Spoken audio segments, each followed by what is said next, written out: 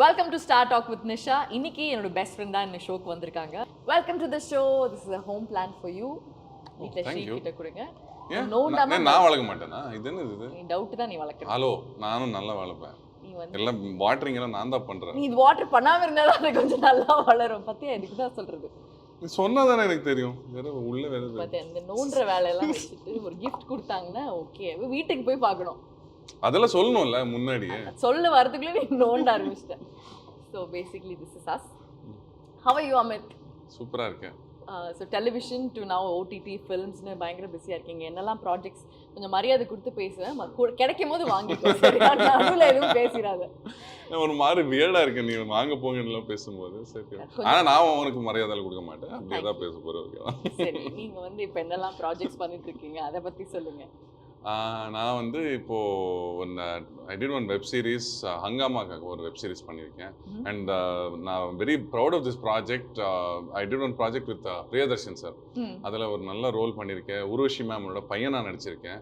So அந்த ப்ராஜெக்டாக நான் ரொம்ப ஆர்வமாக காத்துக்கிட்டு இருக்கேன். பிகாஸ் அது நல்லாவும் வந்திருக்கு. அண்ட் ஒரு லெஜெண்டரி டைரக்டரோட நான் ஃபர்ஸ்ட் டைம் ஒர்க் பண்ணுறேன். அந்த அனுபவம் என்னால் மறக்கவே முடியாது. அண்ட் அந்த படத்தை வந்து ஸ்க்ரீனில் பார்க்கணும்னு ரொம்ப ஆர்வமாக இருக்கு. எனக்கு வந்து ரொம்ப ஜெல்லஸ் தெரியுமா. ஏன்னா ஊர்வஷி மேம் அந்த மாதிரி ஒரு லெஜெண்ட் கூட நடிக்கணும்னு எஃபர்ட்லெஸ்ஸாக சூப்பராக அந்த டைலாக் சொல்கிறதா இருக்கட்டும், ரொம்ப அழகாக நேச்சுரலாக பண்ணுவாங்க. அண்ட் அவங்களுக்குள்ள அந்த உள்ளே இருக்கிற அந்த ஹியூமர் சென்ஸ் வந்து எனக்கு ரொம்ப ரொம்ப பிடிக்கும். How is it working with her in person? அது நான் என்ன சொன்னாலும் அது வந்து சில பேர் வந்து இட் மைட் பி எக்ஸாஜரேட் பண்ணி சொல்கிறாங்கன்னு அப்படின்னு தோணலாம். ஆனால் உண்மையில சொல்கிறேன், சும்மா சொல்லக்கூடாது. She is made for the screen. She is so effortless. ஏதாவது ஒரு விஷயத்தை வந்து எமோட் பண்ணும்போது அவ்வளோ கண்ட்ரோல் இருக்குது. எப்போ எந்த இடத்துல அழுக வரணும், எந்த இடத்துல கண்ணீர் வரணும், எவ்வளோ வாய்ஸை வந்து அதை மாடுலேட் பண்ணணும், எல்லா விதத்துலேயும் 100% கண்ட்ரோல் இருக்கிற ஒரே ஒரு ஆர்டிஸ்ட் நான் இது வரைக்கும் பார்த்ததில்ல.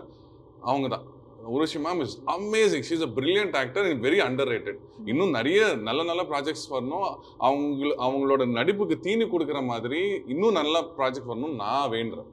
ஆசம். அண்ட் அவங்க டெடிகேஷன் பற்றி கூட நீ சொன்ன, அவங்க வந்து உடம்பு சரியாமல் இருக்கும்போது கூட வந்து ஒர்க் பண்ணாங்க. அதை பற்றி சொல்லு.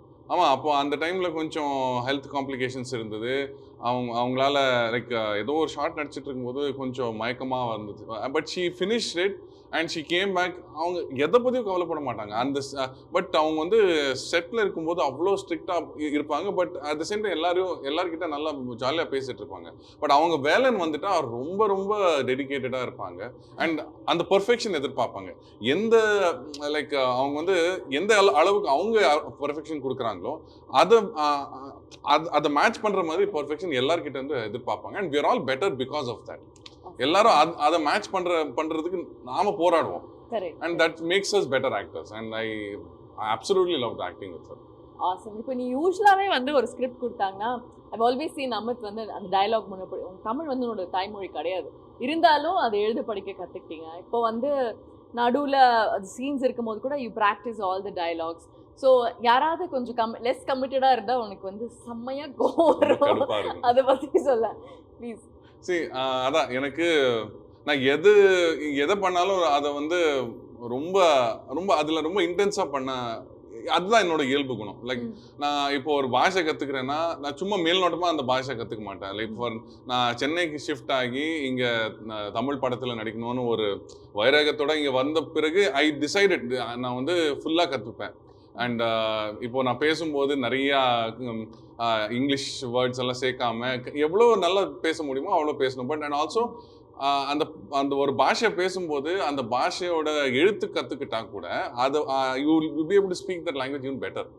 அதோட உச்சரிப்பில் எல்லாத்துலேயும் you can do a much better job. So நான் என் நடிப்புலையும் சரி பேசுறதுலையும் சரி எந்த அளவுக்கு இன்னும் நல்லா பேச முடியுமோன்னு நான் மெனக்கெட்டுட்டே இருப்பேன். That is what I do. So when somebody doesn't give that sort of a dedication, அவங்க வந்து சும்மா வந்தோமா நடித்தோமா சும்மா கேமரா முன்னாடி வந்து சில பல டைலாக் சொல்லிட்டு போனோமான்னு இருந்தால் எனக்கு அது